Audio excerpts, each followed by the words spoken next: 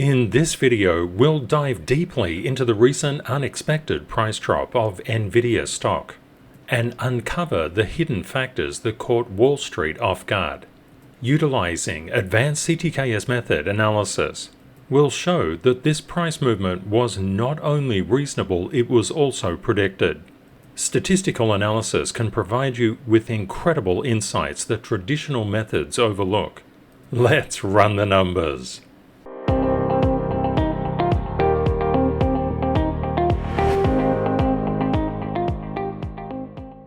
It is stunning to watch what's taking place today. NVIDIA, a $100 intraday move, almost 10%. What do you make of it? People, I think, we're just looking at NVIDIA in particular getting awfully close to that sort of magical, four-figure, $1,000 kind of number. And maybe there's a little bit of profit taking and it kind of sets everything else down. But since the start of the month, we saw Nvidia rally up to that peak, 22.6% up. The sell-off in the last trading session brought that percent return from the start of the month to the current price, up 10.19%. Quite a drop. The real question is, what happened? If we zoom out and look at the daily exponential moving averages, we can see Nvidia's share price is above the 200, it's above the 100, the 50, the 26 and the 12 daily moving average. Was it simply that investors got scared because Nvidia was reaching up to the $1,000 mark, or was it something more structural? When we look at exponential moving averages, they can give us an understanding if they're below price of where support could be, and these are retail support levels. But what about resistance? We can't see any resistance up here at all. Does that simply mean there's no resistance above Nvidia when it goes above an EMA or SMA, an exponential moving average or a simple moving average? That clearly can't be the case. If we zoom out and look at these daily exponential moving averages, we can see just clearly they're just following price, and this is exactly how EMAs and SMAs work. They're literally averages of past price behavior. What about Bollinger Bands? Can they help us out? And what the heck is a Bollinger Band? And why do the bands move around so much? And can these bands help us to predict where price can turn around? I lectured first and second year statistics for many years. To understand Bollinger Bands, you must understand normal distribution theory. It goes as simply as this. If data is normally distributed, plus or minus 2 standard deviations will hold 95% of the data values. What the heck does that mean? It means that when we look at normally distributed price data, we have a signal line which is just a simple 30-period moving average.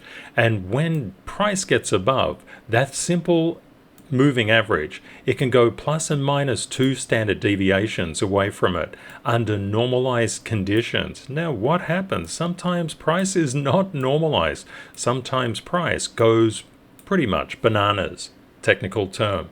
Now what happens when price goes parabolic? It will throw these Bollinger Bands out, and that's why they spread apart, because the variability is getting so great. The standard deviation is fanning out in both directions. It's getting larger and larger. Averages and means are called measures of central tendency, and they're taught in first and second year statistics classes, the stuff that I used to teach. One thing to understand, when averages get really wobbly in terms of their data points, the data points that make up an average, for example, if we're getting more and more push in terms of price, these bands will start to fan out more and more because the average variability around the mean will increase. If there's a sharp drop-off in price, we'll get explosions in these bands. You can see it very clearly when we have a lot of negative price action. The bands just go parabolically away, and also it can apply to the upside. The problem is, statistically, these bands are trying to fit a normal distribution to price, but price is not normally distributed. Price is exponential. Zooming in on current price, we can see that the upper Bollinger Band has been exceeded for many, many weeks. How many weeks? 1, 2, 3, 4, 5, 6, 7, 8. Well, you can say 9. The theory of a Bollinger Band for 9 weeks has not upheld itself. Why? Because price doesn't care about statistical measures. It's not backwards looking, it is forwards looking. And when stocks and cryptos take off, they can exceed upper boundaries for quite a considerable period of time. Coming from a background of lecturing statistics and also actuarial science, you could say I'm a numbers guy, and I look at these measures of central tendency, measures of dispersion, statistics, and I say there must be a better way of understanding how price can actually move and where the boundaries are. That led me to create the CTKS method. Now I'm going to show you how it's the most statistically significant price analysis method in existence.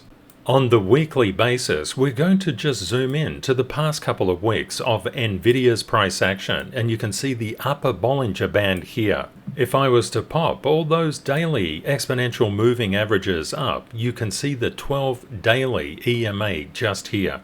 When I studied my finance degree at university, my professors were always saying these EMAs and SMAs, Bollinger Bands and all sorts of other statistical measures just predict price perfectly. And I said, no, they don't.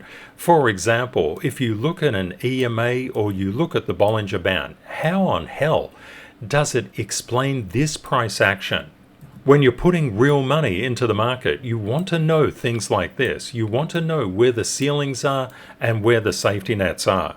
And depending how price is moving, a lot of trend-based systems can only make money when the trend is either going up or going down, but they can't make any money when the trend is flat.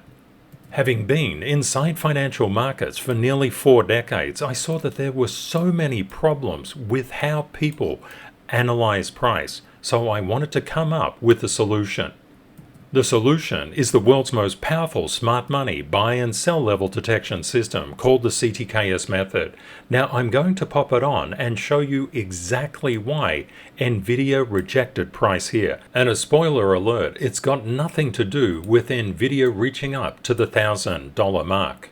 It has nothing to do with profit taking. It has everything to do with Objective Dynamic Market Structure, or ODMS.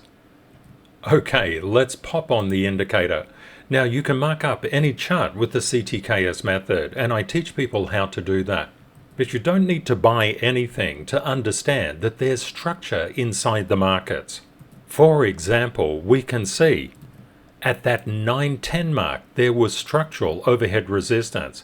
At that 895 mark, there was structural overhead resistance. And around 880, there was also structural resistance.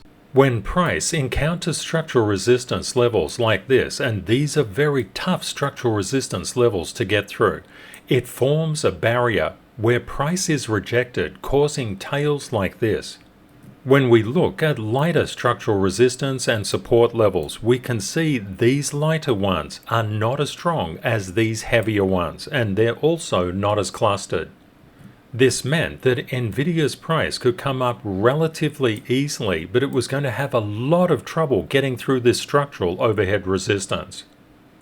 I'm just going to zoom in on the 1 hour basis. When we look at price, price is always structurally controlled through objective dynamic market structure.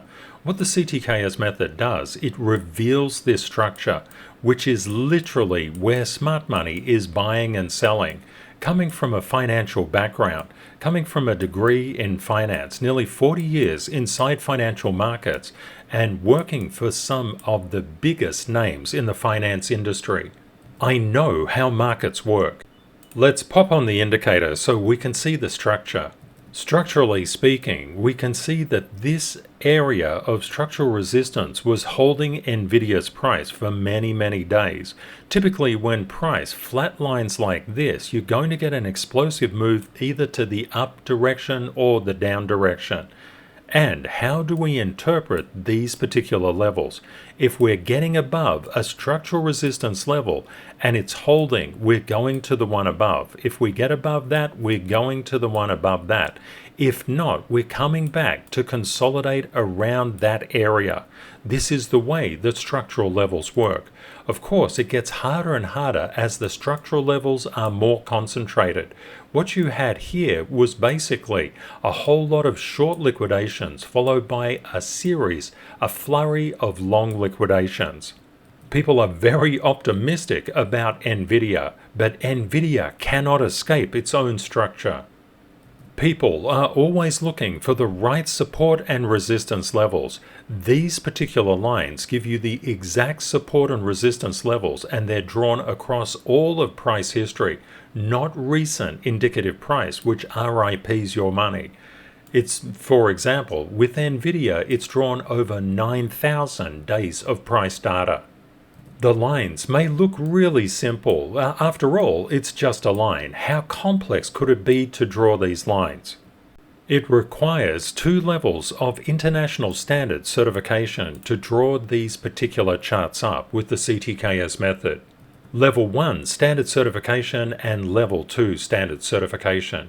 Level 1 standard certification gives all the foundations, and you can see there's quite a few foundations that you will actually need to do this. Level 2 standard certification is where the rubber hits the road, and you can see Level 2 is quite complex. There's a lot of things that you'll need to cover off. It's in Level 2 that you can learn how to draw CTKS method paths and those structural levels that tell you where price is really going to go to from a support or resistance level. CTKS method paths can be incredibly powerful. What you can see here, we expected already Nvidia to suffer between this 880 to 900 mark. There was just far too much structural resistance. It was going to get rejected. But how can I prove this out? Inside the monthly service, I mark up a myriad of charts, including Nvidia. What we also do is to look at the CTKS method paths, which predict where price could go. We were predicting already from the 6th that the price would start to come down, and that's exactly what it did. If you're looking at a price chart like this, how can you possibly know where the structural overhead resistance levels are and the structural support levels? How do you know your 3-dimensional risk management?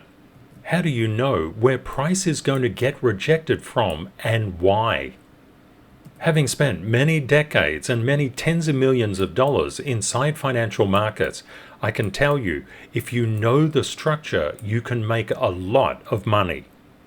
I hope this analysis has helped you out, and if there's another chart that you would like me to apply the CTKS method to, please let me know inside the comments. I'd be very happy to do it for you.